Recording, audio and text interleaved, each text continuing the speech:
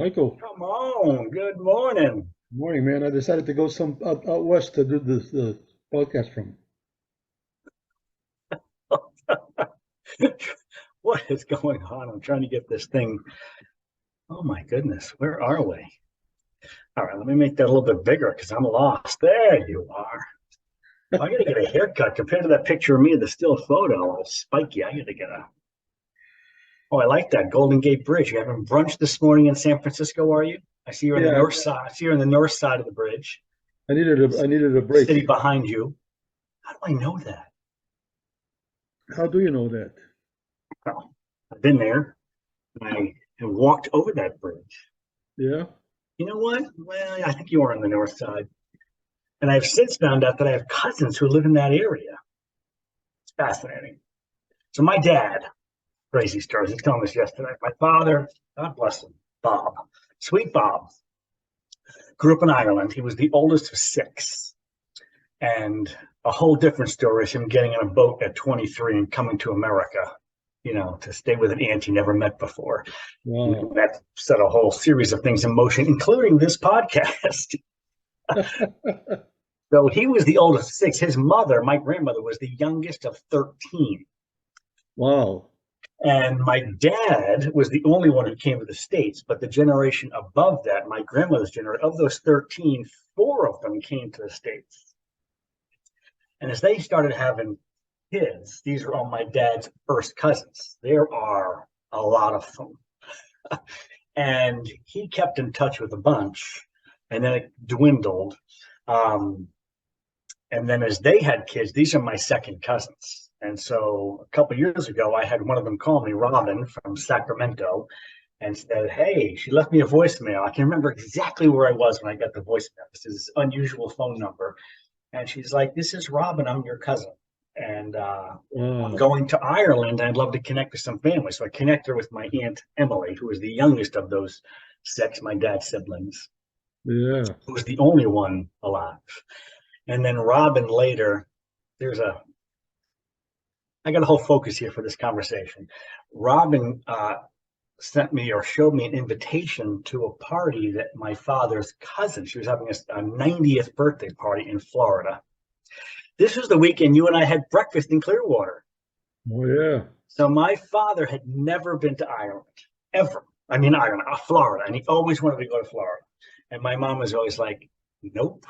I don't know why. Nope. Not even for a week, not even a weekend, never been. And so I said, my mom had passed. And I'm like, well, here's my chance to bring my dad to Florida. So we went down for that party down in Atlantic Beach, just south of Tampa.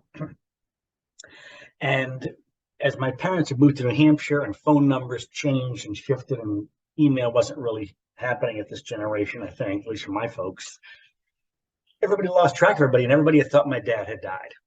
And so he had two cousins that I heard these two names. I mean, he had dozens and dozens and dozens, but these two names I heard around my house growing up my entire life: Kathleen Pfeiffer and Gloria Marlowe. And Kathleen Pfeiffer was the one having that 90th birthday party in Florida. And I remember being at the party, and there was this woman who I don't know, turned out to be a Gloria Marlowe. What a sweet soul. Sees my dad and walks over. Look on her face is she's astonished because they thought my dad had passed away. And I have some pictures of the three of them, which are beautiful. And just this week, my cousin, I guess my second cousin, Jerry, she's Gloria's daughter, called me and said Gloria had passed away this week, Wow. which was sad and too bad, but a nice long life. And lived out in Massachusetts, Western Mass, in a two-family with her daughter Jerry and Jerry's husband and family. We had a chance to go out there for lunch a couple of years ago, and my dad and Gloria were at the table, and just the stories and the laughter. It was beautiful. So I'll be getting to, I hopefully get to that funeral this week. And then earlier last weekend, my father's younger brother, Patrick, passed away in Ireland, in Dublin. Wow. I've been surrounded by death this week after talking about my sister last week. This is crazy. I know. But So my brother's got stage 4 cancer. I don't think I did know that. Oh no? Oh, I'm sorry. That's Yeah. So rough. he's every year, in January for his birthday, he goes down to Miami and Fort Lauderdale on vacation. Yeah. While he was there, he got sick. He thought he might have COVID or something, so he went to have a COVID test, but that's not what it was. And then he was fighting this thing, it was like a cough and stuff. And I was talking to him on this, says, it doesn't sound to me like you're having a regular cough, but it sounds like something deep from your lungs or something. It's not, it doesn't sound right. Yeah. You gotta go to the doctor. So he went and they found out that he already had like stage 4 cancer. Oh, So they put him on chemo for months. That didn't work, so they took him off chemo for 1 month, and they went to Dana-Farber in Boston, the best cancer. So right. they put him on some kind of trial thing that might help, but it didn't. And now it's just he's at home, but he sleeps a lot, and he doesn't really want to eat anymore and stuff. And And this is your brother. my brother, yeah, And I must have met him at your mom's wake, yes? yeah, he was the first one in line. So very healthy guy. Always went for walks every day with some sister and cousins and stuff, and just Oh, didn't drink much at all. Just a nice guy, and but he's at a point now where he's at home in his own place, but he has hospice at his house. yeah, beautiful. Oh, So in his hospice, you know what that means. It's getting close. I do hospice, but everybody who experiences hospice has nothing but phenomenal things to say about them because they Yeah, can make it peaceful, remove any kind of pain or discomfort, but it is just a matter of time. I'm so sorry. What's your brother's name? Joe Joe. And he lives in what, Hudson? Hudson, yeah. Wow. So it's kind of I don't even know how to put it in words. It's so sad. It's really sad. And it's weird for you because it's like there's this waiting period. Like you know what's coming. Yeah. I mean, Yeah, it's unfortunately I've been there and millions of people have. We're all touched by this. Is this your younger brother or older brother? older. He's 70. Hmm. It just So he's like 40 years older than you. Wow. Parents really spread him out. no, there was two between him and I. Oh, yeah, I'm sorry to hear that. I know, me too. Thank you. So it's really, I don't even know how to put it in words. And Yeah, then it's I hard was to. thinking with the Golden Gate Bridge, trying to be funny. Mhm. But now that the thing is being recorded, I don't think I can get out of it. I'm trying But to. you look very fancy. Oh, it's Oh, freaking. look at this. I realized I have a nice reef here. How do you like that? Yeah. Just realized.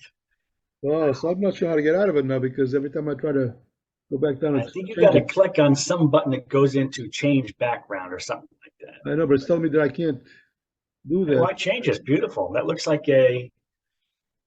must be a sunset because we're looking south. So that's Uh, right. You did something on my side, just brightened up. That's interesting. so I'm not Today's sure. the first day in the forecast. Here we are. It's December 11th. So it's practically the middle of December. And we've been having spring weather. I mean, many years we're on our fourth snowstorm by now. We have had just temperatures in the 40s and 50s, and it's been delightful. Today's the first day where snow is actually in the forecast for later on this afternoon tonight. We'll see. I'm not sure it's supposed to accumulate at all, but at least it's in the forecast.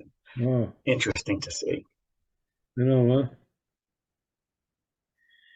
So I'm not sure how to change it, buddy. We might have to be stuck at the bridge. I had this other thing that I was going to show you that was really cool, but now I can't do it. Oh, well, I was going to say life could be worse than staring at you with the sunset over San Francisco.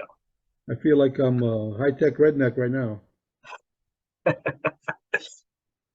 So last week we talked about I'm still on baseball, middle of December. I'm still talking baseball, but last week was the Major League Baseball talks in San Diego, and this is where a lot of trades happened last Sunday through Wednesday. So what finally happened was the biggest free agent in the market, Aaron Judge from the Yankees, re-signed with the Yankees, and I was a little disappointed, but as a Boston Red Sox guy, we like anything that's going to hurt the Yankees, and Judge literally carried them on his back all year. So it's interesting though because all the free agents were kind of in control. He was offered before the season $213 million by the Yankees for whatever the years were. And he said no. I'm just going to negotiate a payment for this season. I'll become a free agent. And he increased his worth by $148 million in one season. He signed for $360 million with the Yankees. I would like to see him gone elsewhere. That was a big one. Mm. The other big one, and all of Red Sox Nation is upset. And if they're not upset, they're not paying attention. Xander Bogaerts, our shortstop, they let him go. But embarrassing. Like they offered Xander an extra year at $30 million. So it was a 4-year, $90 million contract. And he said, "No, I'm just going to play the season." He just signed with the Padres for 11 years and $380 million, more than 3 times that the Red Sox offered. Wow. And they have no interest in winning. They finished in the last place last year. I heard Dan Shaughnessy, the writer for the I want to say Globe, I'm not even sure, but he's a big Boston sports writer. Everybody knows Dan Shaughnessy. I heard him on a podcast, and the host said, "What do you think the Boston media, what the Red Sox should do?" And he said, "They should get on TV and apologize to the fan base." That's how bad this is right now.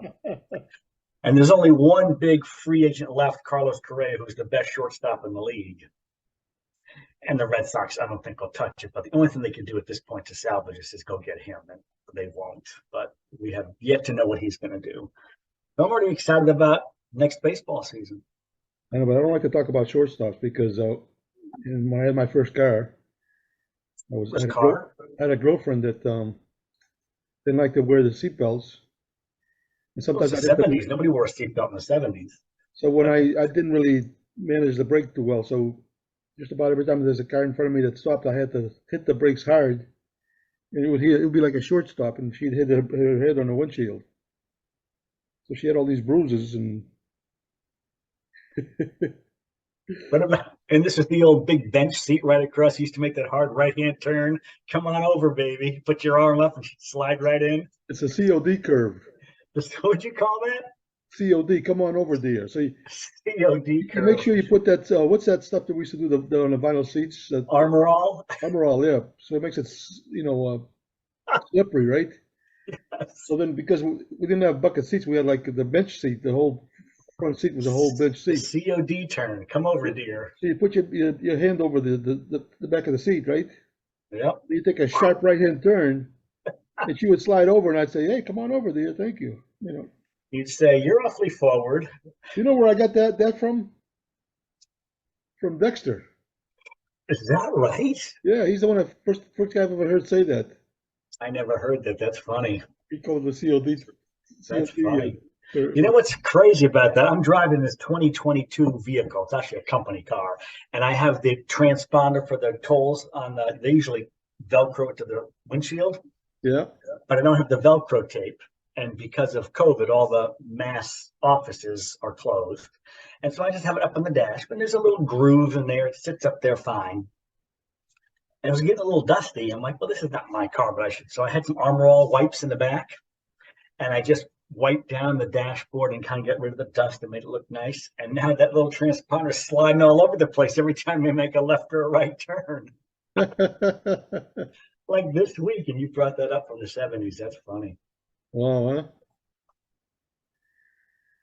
Well, Michael. Crazy. You're really focused on trying to get rid of that background. You got something good you want to show me.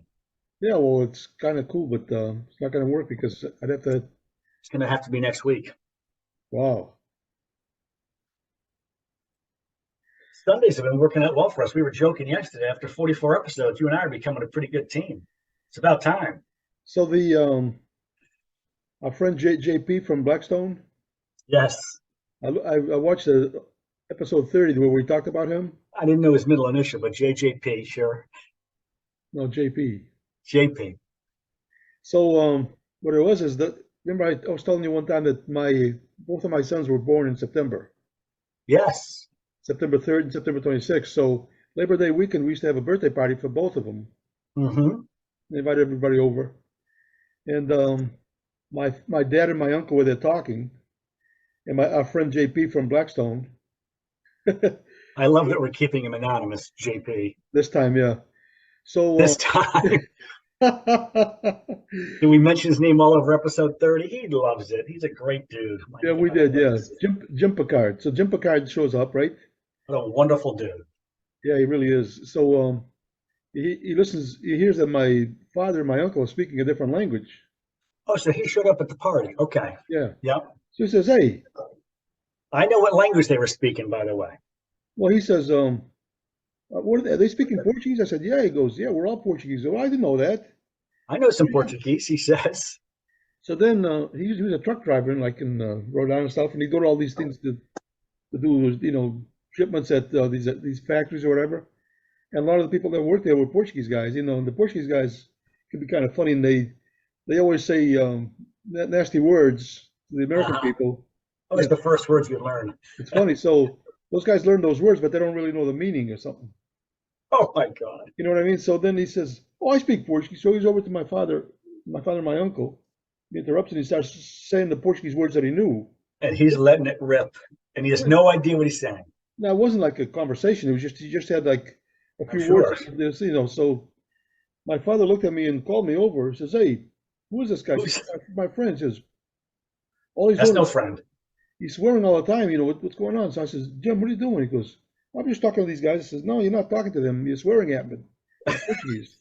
He goes, "What?" Says, "Every word that you said was Portuguese, but it's all swearing." And he had, He had no idea. He says, "Oh my God." So he's so apologetic and stuff. And, he's shaking his hands and he's trying to hug him for them to so help him since out. that day, he knows how to say "I'm sorry" in Portuguese. Also, he learned that. If you're learning Portuguese from a bunch of Portuguese truck drivers, there's a clue. Yeah, that's funny. That is funny. And what's funny about that is, as a kid, a lot of the American kids that I hung around with always wanted to know some of those Portuguese words. So you always, Of course, even when I came over, we learned how to do the swearing first. I guess I don't know. I'm sure. Yeah, That's like your first English words. yeah. I almost said American words. So I was going to do It's funny. I didn't send you that video, did I? The video from the Turkey Jam. Louis was singing that song, Nuno translated as Vampires. And it was that anti-government song before the revolution, and all the lyrics were in Portuguese. So I have a video of it, and I played it for Marco at our rehearsal this week. yeah, And he was like, "Man, that guy sings fast," but he could get a lot of. He understood it. It was a lot about anti-government. It was fascinating. It was cool. It was a spooky song. I mean, rarely do you listen to a song and it's almost scary. Like, wow, this is dark, but it had a real rhythm to it, and the lyric. It was interesting, but creepy. huh. There was one other song I heard recently. It was like, that's a scary song. Oh, it's on the new King's X album. And I was like, it's a cool song, but it just left me with this, like, lyrically, like, this is dark. And I would love to talk to the writer and say, what was going on here? What were you thinking about? Yeah, I'd like to see that. I'd like to see that video. I could do that. I could take care of that for you. Thank you, sir. Appreciate it. I was really techy. I could plug my phone, I could share my screen, and then we could show it to our viewership. But we got to make sure. I think it's good, but you got to make sure you like it before. Collectively, we have to decide as a team before we would release it to our viewership. Yeah, and I'm trying to figure out how to get rid of this bridge. You really are. I can see it. Wow. Well, it's supposed to be a 5-second joke thing, and now it's like, I think it's beautiful.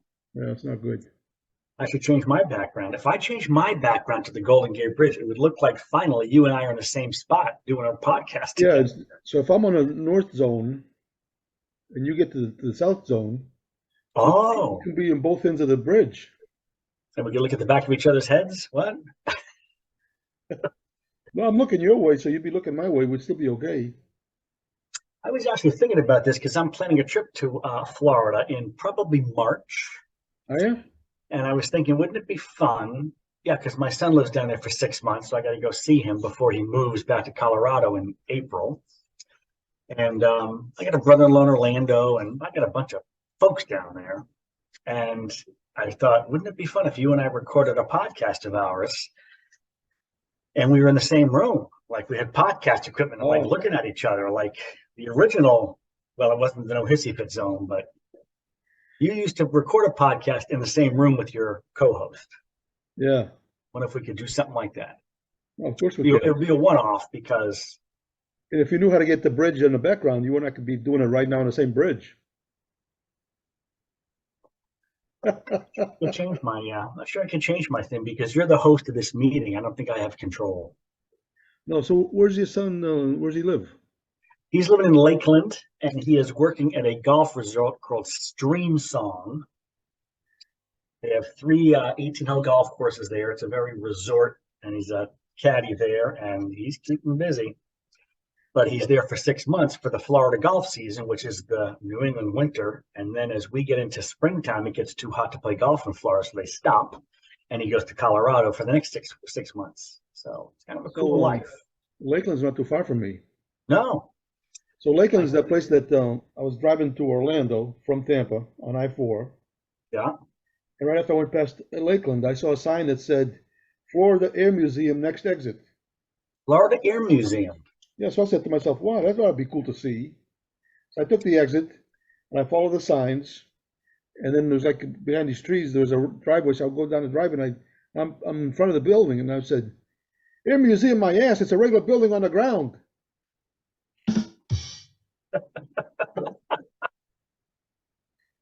That's good. That's a good one. That's clever. There was some Portuguese right there. Air Museum, my ass. Is ass a Portuguese word? I think we'd say ass. And we're not going to, drop to the level of like Jason, but I think we can say ass. So I have this one guy I told you about that is an old rock and roller. Oh yeah, you did mention him. He wants to be a guest on one of the episodes. How's his language?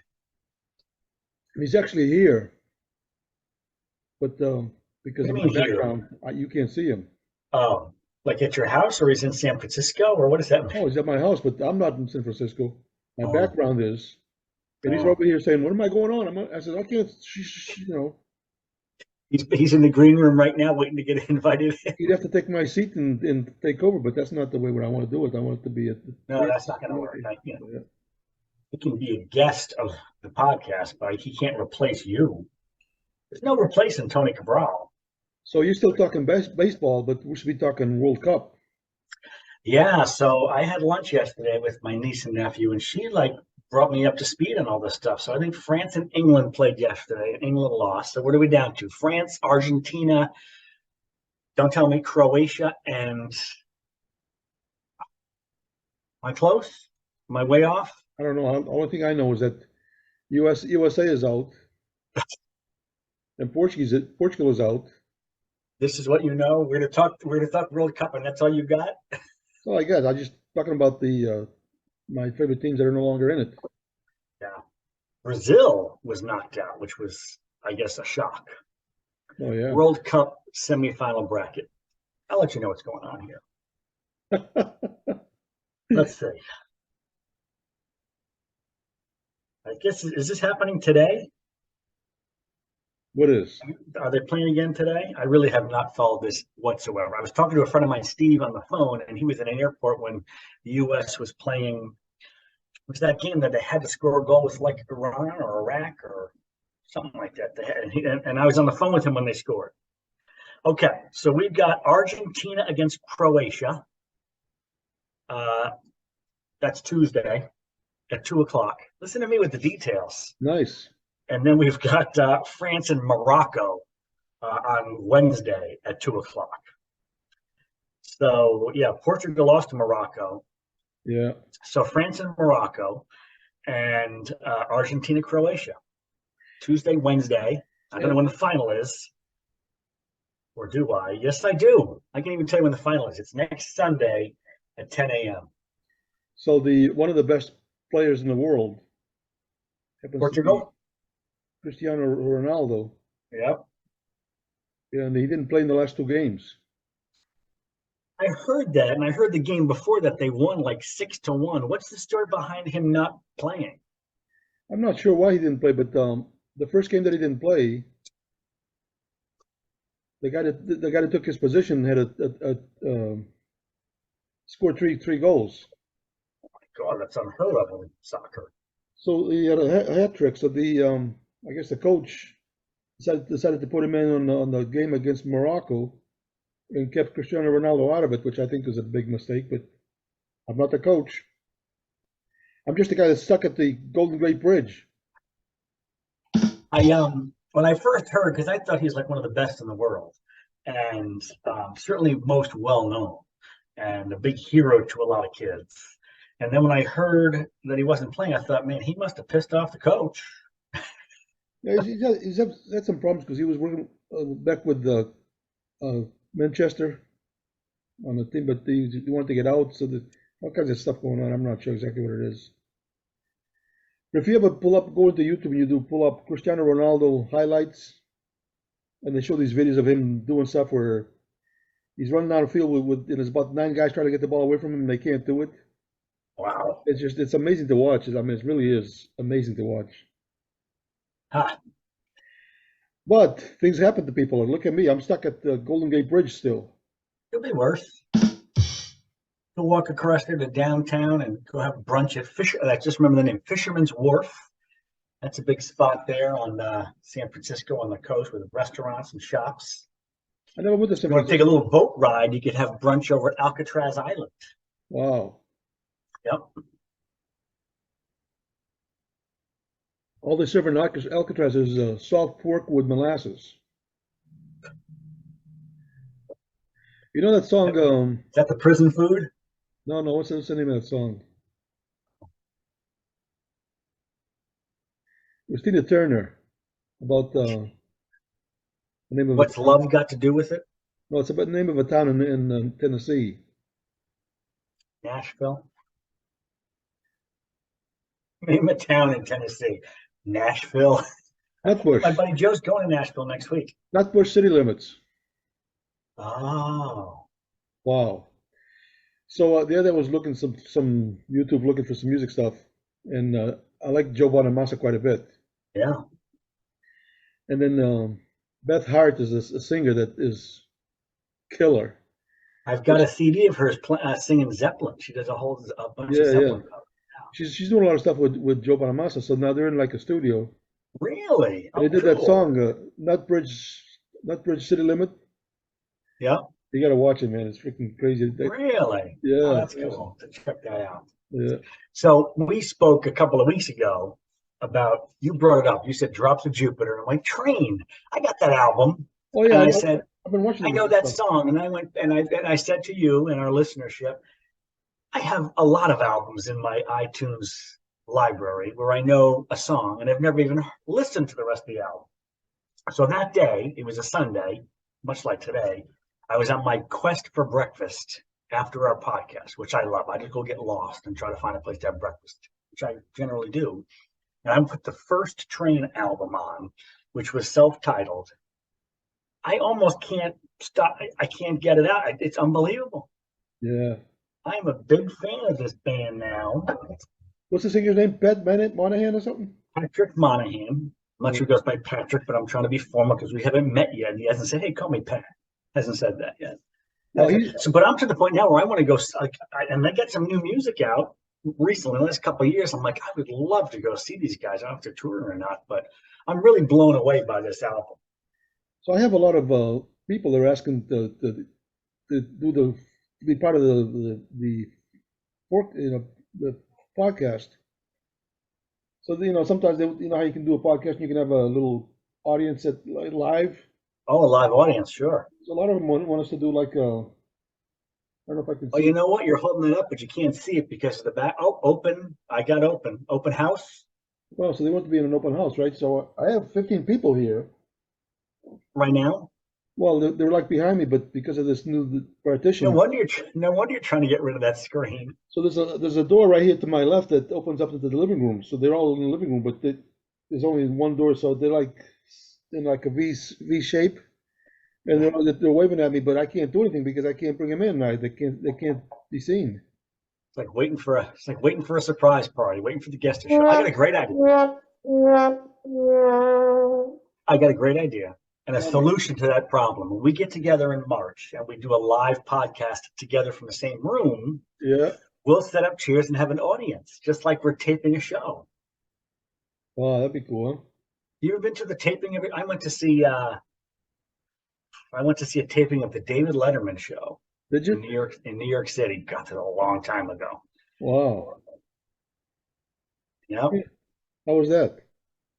it was fun. How did that even come about? So I was in college and home for a summer because I was working at this. I was studying restaurant management and hospitality, which is so funny because that just came up in conversation with Lynn. She's reading a book called something around that, and I was a dining room manager at a private yacht club.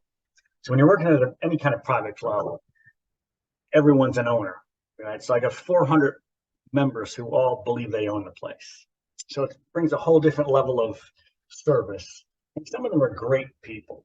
And this one guy worked on the show. Mm.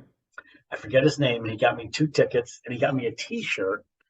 And I remember going into the city with an old girlfriend. My goodness, this is 82 or 83. And which feels like yesterday, but you did them. That's 40 years ago. And they would tape that show at 5 p.m. And so we get in the city, you get in, and you're lined up on the sidewalk, hundreds of people waiting again. You get seated. You have no idea who the guests are that day. I want to say Richard Lewis, the comedian, was one of the guests that night. They tape it at 5. You're gone by 6, and then it played that night at, I don't know, 11:30, 12:30. Wow. Wow, I forgot that. I never knew that's how they did it. Yeah. So I noticed Wow. you're not in your new kitchen today. No, I'm not. I found it to be anticlimactic. Did you? Like nice white cabinets and a microwave, but come on. Well, yeah, but if I look at both things, the new cabinets or the old Golden Gate Bridge, which one is worse? Well, no, I was going to comment on the wreath. Oh, the wreath is nice. Nice. What I would love to do from the new kitchen is swap this, but like I told you the whole story with the stained glass window. It was too much light coming in, and it wouldn't work with the camera. Although it probably work today because it's pretty overcast. So tomorrow I go for my Yes, you do. Left eye. left eye cataract thing. It's So a tell me stitch. quickly, your right eye is less than 2 weeks since that surgery. Is it? I mean, 100%. Is it unbelievable the difference? So I mean, it's crazy because the day after the surgery, I went to the doctor. You know, they had to go there so they could check out, make sure everything's cool. And I had 20/30 on the right eye the day after the surgery. And then 4 days later, I had to go back in so I could do another checkup. And all of a sudden, I'm 20/20 on that eye. Perfect. Oh my God. But here's the deal: the other one is not. We know that. So now I'm looking at something. If I close my eye, everything's clear. If I open my left eye, it's clear with a little haze or something. So tomorrow, Monday, you go for the left eye procedure. It's less than 10 minutes. You have the patch on for a day. And by next week, you'll be 20/20 in both eyes. Well, you have the patch out for a day, but then you have to sleep with the patch because they don't want you to rub your new eye into the pillow or something. Right. You have to do, Okay, you so have to do these drops that they put on there and stuff. and a But few days later, you're 20/20 again in both eyes. yes, I was laughing with him because I said, so before the first operation, if I'm going down the road and I'm looking at like traffic lights or cars coming the other way, that it's not like I think I told you about this. It's not like the red light. It's like 6 red lights around it, right? Yeah, it scared the crap out of you, but you're out driving around. That's what you're seeing. So now I'm driving down the road, and you know how they have like a white line on the side of the road, Yes. a solid line all the way through. But my white line would be solid for about 30 feet, and then it would open up about 3 feet wide. And as I'm driving, it keeps closing in. You coming back together. It's so crazy. Oh, wow. And now if I'm driving, if I close my left eye, it's perfect. But if I have it open and there's some cars coming the other way, the headlights, you don't see the headlight. I actually see a thing that's about this big or more. It's like a prism thing. It's like crazy. The lights are so crazy. He said, "Yeah, that's." So I asked the doctor. Says, "Yeah, that's what cataract does." I mean, it's amazing. Almost like he did some kind of psychedelic drugs or something. All right, so do me a favor. Stay home today. Stay off the roads and take an Uber over to the surgery tomorrow. Well, you can't go in Uber. They want to know who's going to be the driver, Oh, yeah. and then And you could say, hold on, this guy. No, they actually want to see the driver. They say when you first go in to check in, you have to bring in a driver. Hmm. So Terry's going to go with me again, obviously, but Nice. this That's is pretty exciting. crazy. You must be so pumped about this, especially with the success of the other one. That's amazing. Oh yeah, Oh yeah.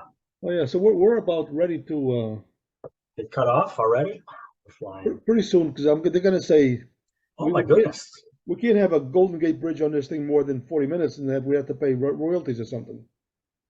Yeah, and I think the Golden Gate Bridge makes enough money, but I know my cousin Robin probably goes over it more than you and I do. So here's an interesting thing about the Golden Gate Bridge. In Portugal, there's a bridge called the Point of Salazar. You know, the Bridge of Salazar. Salazar was the guy that was in charge of Portugal. You know, what's that thing that you do when it's like one guy rules everything? Spoiler. Huh? One guy ruins everything. No, the thing that Louis said it was Forget. anyway. But there's a bridge in Portugal that was built by the same people that built the one in San Francisco, and Really? they're like identical. Wow. So you just so a half an hour ago, I said, "Oh, I see the Golden Gate Bridge." You said, "No, no, no, this is Portugal," and I would have not known. Well, I mean the scenery around us is not the same, but the bridge looks exactly the same. So I learned this story. I've worked this into one presentation I make because it was pretty powerful. Have you ever heard of the Bridge of Sighs? Sighs. I love that song, Oh, that's right. It is a song. I forgot that. Robin Trower. So there really is a Bridge of Sighs, and my friend Phil told me about this. And there was a bridge that went from the city over this thing into prison. So all the convicts who were going to prison walked over the Bridge of Sighs and had these windows you could see out to the beautiful world. It was your last look before you went into prison. Oh, is that right? And they called it the Bridge of Sighs because it was like, hey, take your last look at the nice world because you're going in. So Robin Trower's in my list of top 20 musicians for Yeah, sure. I gotta download some Robin Trower today and listen to that. If you get the album Bridge of Sighs, every song on there is unbelievable. Oh, that's the name of an album. Okay, I'll do it. Yeah, and then there's one song called Day of the Eagle. That's Day of the Eagle. that's so awesome. Yeah. Wow. I'm gonna search this right now, see what I come up with. Without my glasses even. Robin Trower. That's a name I know forever. I just don't know his stuff at all. I've seen him live probably 4 or 5 times. Really? Yeah, twice I saw him with my friend Sean Chambers open up for him. I know that name. You told me about Sean Chambers. Yeah. Albums. Look at all this. Look at this. Oh, I don't have. Let's see. That's Bridge of Sighs. Is that an old album? I think so, yeah. Uh, wow. This guy's got a lot of music out. Yeah, he's good, man. Would it be 1974, The Bridge of Sighs? Yeah, yeah. All right. So the singer during that period was the bass player. We talked about that. Yeah, and I just love the way that guy sang. I have a quest for breakfast ahead of me. I'm going to end up somewhere. I like this. And I'm going to listen to Robin Trower on the way to it. There you go. You like it. I'm sure I will. And make sure you listen to the Day of the Eagle. I'm sure I will. It looks like it's the first song. So there you go. Yeah. Hey, listen, enjoy your brunch in San Francisco. It's a great vacation spot. Enjoy yourself. Oh, And have yourself a good day. I can't believe we're shutting this off before Zoom shuts us down. I love it. This is 44, 45. 45. Pedro Martinez, 45. There you go. Red Sox Nation. It's almost as old as me. Getting there. Love you, pal. Hey, buddy. Enjoy. I'll talk to you soon. And hopefully, I might be seeing you soon. I hope not, but I know. you I know, know. But at least when you do, it'll be 20/20 vision. wow, See what I did there? that was good. I'm sorry about that. Yeah. Yeah, I know. But I'm glad he's at peace and in no discomfort. Yeah, so make sure that you remember Lee Salvi? Yes. He was in my network. Bye.